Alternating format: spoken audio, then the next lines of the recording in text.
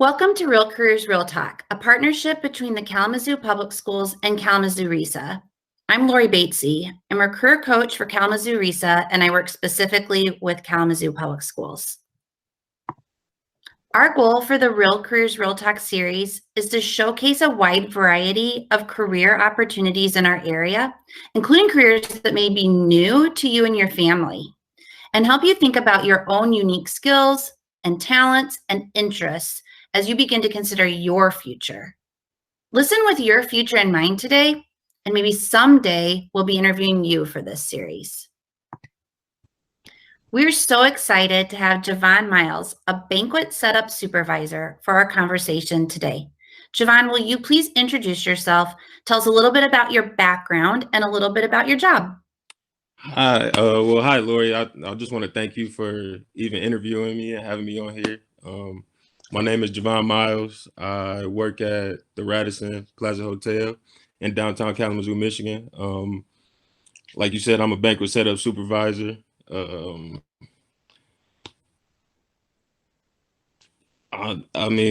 coach football at Kalamazoo Central.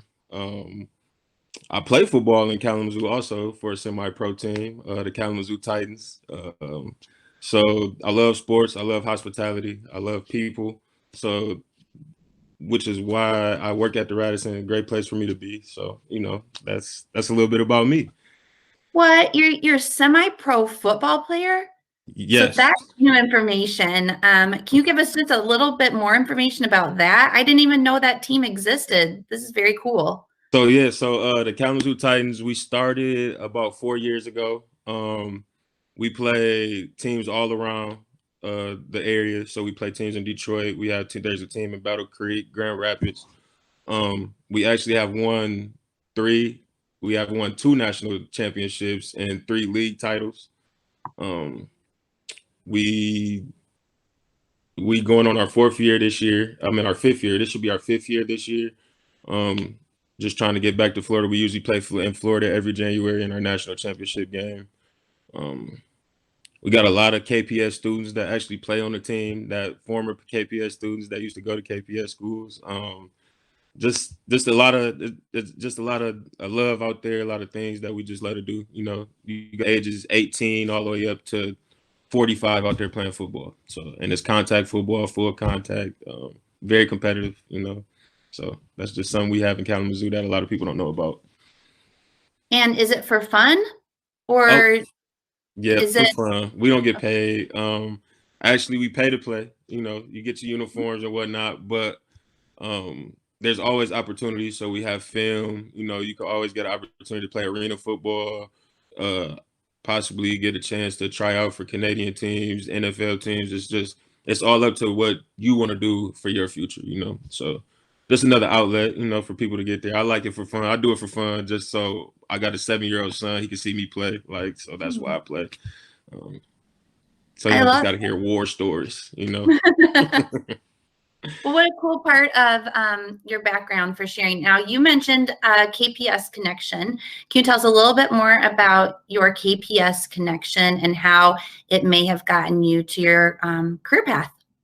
Yeah, actually, I wasn't born in Kalamazoo. I was born in Saginaw, Michigan, but I went to KPS schools all my life. So I started at Indian Prairie, went there 1st through 3rd, went to MLK 4th through 6th grade. Then I went to Hillside Middle School for 7th to 8th grade, and then I graduated from Kalamazoo Central in 2009. With going to KPS, when I was in middle school, actually, it started in elementary. There was programs in elementary where I started to get focused on business, starting to get focused on how to properly shake a hand, how to properly communicate, how to properly use who I am to advance myself in a career path. Actually, Jim Hess, he works for Jackway Realtors. He started a program called Breakfast of Champions that I was in when I went to MLK. We would have influential business people come in and speak to us. They would teach us how to shake hands. They would teach us that eye contact was important. Just a lot of things that young men needed to learn, at an early age so that they could progress when they get older. when I ended up getting to middle school, I was in I always loved schools, so loved grades. I had good grades. Definitely I was a 4.0 student all the way up to Central. I didn't graduate with a 4.0, but I definitely was a 4.0 student. When I got to Hillside, there was a lot of people there a lot of teachers, principals, counselors, coaches that helped me and mentored me and gave me a lot of words of wisdom. I was in a program there called KCP, which is the King Chavez Parks program. I don't know if it's still around now, but it was for minorities. For minority students who don't get a lot of opportunities to meet a lot of influential people or get the business skills they need to progress. So they taught us how to write resumes, taught us how to interviewing skills. We learned so many things that also preached a lot about diversity, learn to be able to communicate and be around people that's not like you, but be able to be comfortable in who you are around other people. So those programs definitely helped shape me as a person. And like I said, I graduated from Kalamazoo Central in 2009. So that's that. And did you take an EFE class? I did take an EFE class. I took the hospitality EFE class. I'm also in the hospitality industry. It was a great program. Mrs. Mallows and Mrs. Green were my teachers. Now, why did you choose hospitality as early as high school? How did you know even then that might be a field you were interested in? So I always want to own my own business. So that's really how it started. I always wanted to own my own business. So when it came down to it, the business I want to own, I thought I wanted to be a chef. That's really how it started. I thought I wanted to be a chef. I actually don't like prepping. I don't like dicing onions. I don't like cutting up all the vegetables, and I don't like the prep work. For a big event. But I love people. So with me loving people, I just knew that hospitality was a great place where you always are in contact with people. So when I had the chance to do the hospitality EFE, it was just right on point. We learned things in the restaurants. We learned things in the hotel. I actually had a mentor at the Radisson that still works there today that I actually got to job shadow and go around with. He taught me everything that like when it came to going to Wing Stadium, learning sports. He knew I like sports, so he taught me the sports aspect going over there. Taught me the accounting aspect, numbers, and also the fact about like sales, just meeting people and building relationships so that you can help them in the long run or when they want to come to the Radisson or come to a place where they want to have an event. So that's how I knew I wanted to be in hospitality. Javon, you're doing such a great job already talking to our kids about all of the different soft skills that you've learned along the way. I've already heard you talk about communication. You talked a little bit about ways that your mentor and other programs that you've been in have prepared you for anything that you want to do in your life. So we're definitely going to circle back to those, but I wanted to thank you right now for just bringing to the attention that all throughout your education, you can pick up skills that can help you with any career that you choose. So I appreciate that about the stories that you've shared so far. Oh yeah, no problem. Tell us a little bit about, though, now what it's like to be in your job. Tell us a little bit about your day on the job, and then like the coolest parts of your job, stuff that you don't really like about your job. Okay, so I guess we'll start with my day, how it starts. Depending on the shift I come in, usually I'm a morning guy. I let it get up early in the morning, come in at 5, 6 o'clock. Those shifts, that's my favorite shift. So I would come in and basically I map out the whole day for myself and all the people that I supervise. So I map out what rooms we're gonna set, what rooms we need to break down, if we have to refresh rooms because we have groups. And so refreshing is just going in, cleaning a room and make sure it looks straight and tidy after they come back from a lunch or a breakfast or something, so that it looked like it's brand new, like they had never been in there. So that's something that we do. Also, so like my favorite part of the job is also, like I said, I love people. So being able to communicate with clients, talking to clients. When you set a room, it's like you get clients, sometimes they can spend anywhere from $1,000 to $10,000, $20,000. So like my whole aspect of me doing my job, what I love about it is that when a guest or a client can come into that room and they see everything that they pictured that they wanted. So when you can satisfy a guest like that, that's the best part of my job. That's just what I love. Like just seeing the clear, just love, the joy, the satisfaction that they didn't have to come in and get anything changed. The worst part of my job, I like that comes from your ability to communicate, right? Like you wouldn't necessarily know exactly what your customer wanted unless you were a good communicator with them, right? yes. So yeah. And it's a lot of process that goes into like being in the setup. Like we have sales managers, they talk to the clients. Clients come in on setup day. So once we set the room, we get a client that comes in and they might want a few changes. They might want a table placed somewhere else, or they might want sometimes the whole room changed. Like you never know. Like it's just some things they come in, they thought that's what they wanted and they didn't want it. So it's like, it's always changing. It's always something that could happen. You never know. You know what I'm saying? So that's also just something I love about my job. It's not, I don't necessarily do exactly the same thing every day. So that's something I love. What I don't love about my job, it might be, let's say we do a lot of carrying. So if you ever been to the Radisson, it's a big place. It's about 2-3 blocks of a building. Like, so when sometimes I got to carry tables, chairs from one end of the hotel all the way to the other, or I might have to get them upstairs using elevators or anything. Other than that, I love my job. I love helping people. I love setting the rooms. I love not necessarily being the first person they talk to, but I might be the second person they talk to that actually can get the job done for them. So that's just something. It's just wonderful being able to talk to people. All that lifting though, that's good workout for football.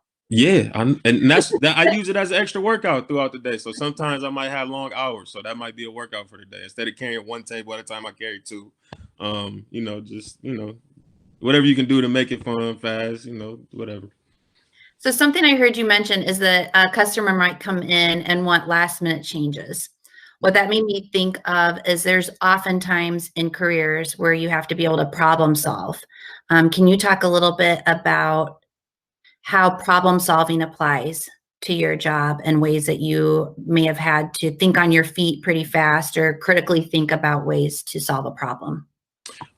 Actually, yes. So we had a group come in and they wanted the room set a certain way. So sometimes we had groups that would be in there. They could be in there a week long. They could be in there 2-3 days. So this specific group was in there for a week, but they had entertainment later on in the day. So sometimes they needed their room set a different way. So in our field, we kind of we charge reset fees. Sometimes we have to reset the whole room. So to make it cost efficient for them, I thought on my feet. I said, well, if we set the room this way, you only would have to reset the room one time for you to get what you wanted. So like problem solving like that. Sometimes I also bartend in the banquet department. And the client may come and want a certain drink, a certain cocktail that maybe I might not have one ingredient, but I have something I can substitute for that ingredient. So I had to think quick on my feet to be able to substitute that ingredient just to satisfy the customer.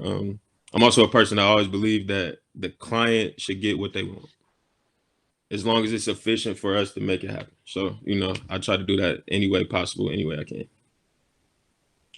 So I'm gonna step up the question notch, right? So that was a little bit of a soft question. I'm gonna get a little bit tougher on you. Okay. What do you do if there's somebody that you're not getting along with? How do you deal with conflict in your job? Well, so I play sports, so I deal with conflict all the time.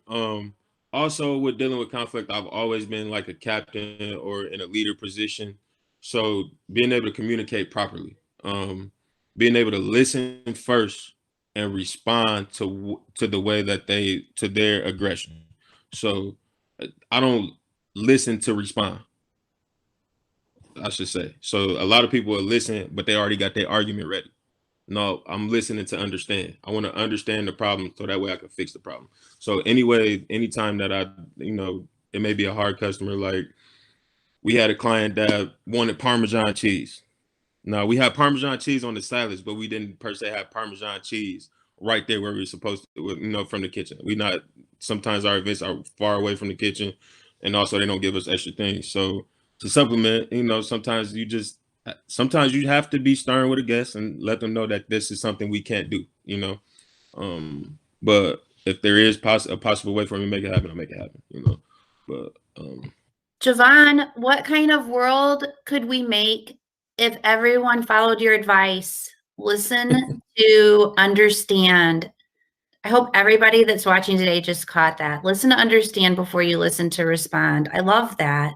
Yep, that's also something I learned from one of my mentors. So it's like, I had a lot of people teach me these things. Patience is a thing that you can't give somebody patience is learned. So with being a leader, also having 4 younger siblings, I learned a lot of patience. So Oh man, I bet. So you've shared with us a little bit already about how you came to know you wanted a job in hospitality. Mm-hmm. What education and training did you get for your job? I went to Eastern Michigan University and I studied hospitality, restaurant and hospitality management. Had a minor in business administration. I also, when I came back home, I learned accounting.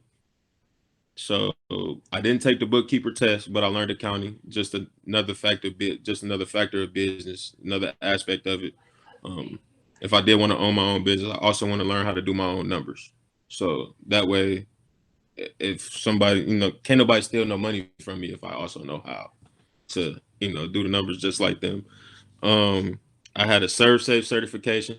So I actually worked at McDonald's before I worked here. I worked at the Radisson. I was a manager at McDonald's. So to be a manager in restaurants, you have to have ServSafe certification, which it just teaches you the proper temperatures of meat, the proper storage of food, and everything based on food, so that you can have safety in food, so you're not getting nobody sick, people not getting salmonella and things like that. And that's pretty much it. And like continuing education, my job gave me on the job training. So that in the hospitality, it's a lot of on the job learning. The industry is always changing. There's always things they need to teach us. So our HR department does a great job of giving us trainings. So that's about it. Always learning. I like that concept too, right? Yeah. Never stop learning. Another thing I heard you just say, I'm really thankful that you brought it up, is that you have a lot of responsibility. You're handling food. Can you talk a little bit about how responsibility and dependability are a part of your job? Yep. So in the hospitality industry, yes, we have managers, we have supervisors, we have people that, give us things to do. But in the hospitality industry, there's a lot of self-motivated work. So there's a lot of things where you have to be responsible for the things you have to get done. So when we put the food out, like sometimes we have buffets, there's a certain time we light chafers, which is the little fire cans underneath the to keep the food hot. We have to have the room set at a certain time. You know what I'm saying? But at the same time, even though I could be working this one event, we could have 5 different events going on. And my event may not be priority for the managers to be at because it's not as big. Or a CSM may not be in the room with us to help us get the room done. So being responsible is like very big on the list. Like in our interview questions is a lot of interview questions come with how do you motivate yourself to get a job done? You know what I'm saying? So like for me, I'm kind of a perfectionist. So I love to get the room done perfect, have it done, not have to go in and do it twice. So responsibility and accountability. Like I know we say responsibility, but you also got to be accountable. You know what I'm saying? You got to be accountable for yourself, for your actions. You got to be, You know, if something you did forget or did do wrong, you got to be accountable. You know, apologize, get it done. So yeah, that's very helpful. I think great advice for our students. Switching gears a little bit. You know, when we do an interview like this, we get to hear all the awesome things about Javon, right? Like all the great things you're doing. Our students, and I think people in general, need to have a growth mindset. And sometimes things don't go well. Yeah. Sometimes we have failures in our life, right? Yep. Are you willing to talk with us a little bit today about that? Maybe be a little vulnerable and share some times where things didn't go the way you planned and how you were able to move forward. Yep, I definitely have a story for that. So, like I said, I graduated from Kalamazoo Central in 2009. I was a 3-sport athlete. I played football, I ran track, played basketball. I actually went to Eastern to play football. So when I got there, I was actually a walk-on. So there were schools that offered me scholarships. I didn't take the scholarship. I walked on to the Division I school, which is a lot tougher, a lot it's more business. It's more business than it is what I should say, like, than what you would think it was in high school. So, you know, sometimes these college coaches, they get you for a year or they get you for 4. You know, no telling. Like, so they run it like, hey, we know we love you. We want to see you make it, but it may be the next person. So I end up not playing football at Eastern Michigan. I tried to walk on. I realized there was something that I just didn't want to do. You know, getting up at 4 a.m. and not being done till midnight. And when I say not being done till midnight, that's homework and all. So going to practices, workouts, making sure I eat, going to study sessions. That was just something that didn't work out. So I came back home and I went to, that's where I learned accounting. I learned accounting. And I just learned accounting because I needed to do something. I needed to figure something else out to do. When I graduated, like I said, when I graduated high school and went to Eastern, my parents also were going through a divorce. So my parents were married for 14 years. And then at that time, like I said, I was the oldest. I was the first one to leave college. But a lot of stuff at home was going on at the same time I was gone. So I had to deal with a lot, like helping my sisters, deal with my parents separating, helping my sisters stay focused on school and everything. So what I learned, and so what I thought was to come back home to help everybody out, actually set me back a little bit. So when that came to set me back, dealing with that divorce, dealing with not being able to play football, probably went through a little depression, didn't like sports for a little while, didn't play sports, didn't watch it, none of that, you know, to where I had to refocus. I had to retrain myself. I had to look at things that make me happy, things that are joyous, things that give me a sense of pride so that I can advance and get back to what normal life is for me. Like I said, like going through that depression, you stop talking to people, you stop communicating, you stop having, you know, so during those times, when I came back to working at the Radisson, my communication skills were not as good as you know, how I'm talking now, how I'm confident in myself. I wasn't like this 5-6 years ago. So it's like, I prayed a lot. I also have a good faith in God. I'm definitely a Christian, God-fearing man. So prayer, focus, setting goals, and not just big goals, small goals to reach the big goal, and celebrating those accomplishments. So my goal was to get hired at the Radisson. When I came back home, it actually took me like 6 months to get hired. In those 6 months, it was difficult. I was like, dang, I worked there before. Why would it take so long for them to, you know, hire me back? And that was actually one of the first steps in my process of regaining who I was. And at that same time, I started playing semi-pro football again. which is something like I love football. So to leave it, that was a part of my life that I just had to get back. So now playing it, I got me into coaching. I ended up coaching Rocket Football. I coached Northside Football. So everything that I learned and went through, so I can pour it back into the kids. You know, I don't want to see no kid go through the pains, the struggles, and everything I went to if I can give them the motivation to be better. You know, the motivation, the encouragement that everybody has something they go through. You know, mine was me. I'm a big family man. Me, my parents going through a divorce, cousins, family moving away, me not being around family, that was a big toll on me. So it's like, what can I do to bring family back together? You know, sometimes sometimes you are the light that you need to be to get everybody back together, to get yourself back on the right track. So, like I said, that's why working in the hospitality industry, I get to talk to people. People pour life into you. You pour life into other people. It's joyful. It's just something that I get joy from. So yeah.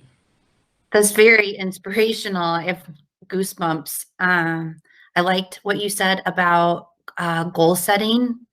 I liked how you knew your interests, including football, and were able to go back to that, but not just for you, but how you served others, and how you continue to serve others through coaching football, and how you also were looking out for your little sister. I heard that part too. Um, do you have some people in your life that you consider your dream team? This is a phrase that we have adopted in this series now, as the people that you can reach out to help fill your cup when you need it. Yep. So I have a few people. First off, my father, my dad, Rudy Myles.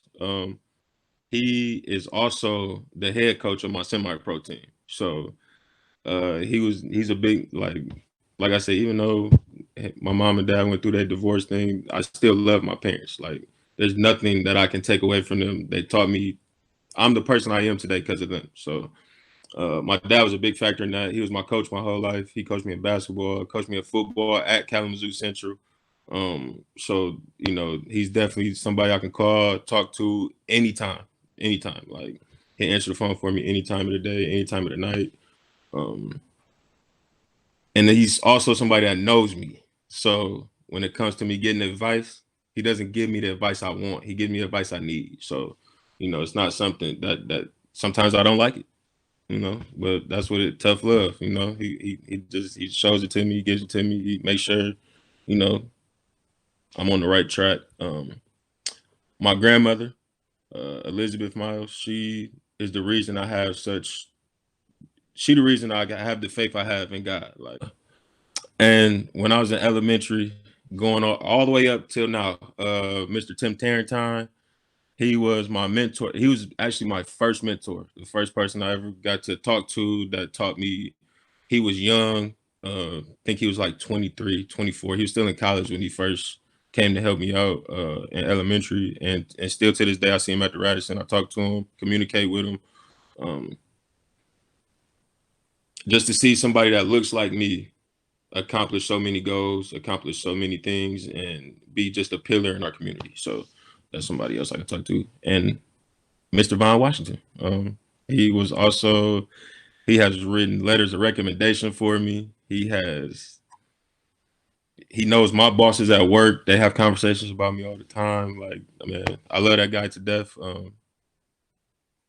could talk to him anytime I want to, call him, email him, whatever, you know. He always has a listening ear for me. So that'd be my team. That sounds like a great team. You've already shared so much of this with us, but as we wrap up our interview today, Javon, there's a couple things we want to think about with the future. Okay. We want all our young people in our community to be future ready, ready for whatever challenges that come their way, and ready for the world of work. What advice would you give our students today to help them prepare for their future? So I'm a podcast person. I watch podcasts. Eric Thomas is one of my favorite people to listen to. And he always, like, and one of the things he said to me that stuck with me is, you got to find your why. Why are you doing what you're doing? Why do you want to keep pushing to do what you want to do? What is the reason you're doing it? If you don't have a reason, you will never get the outcome you want. There will always be obstacles. There will always be things hoops you got to jump through, things you got to go over. So,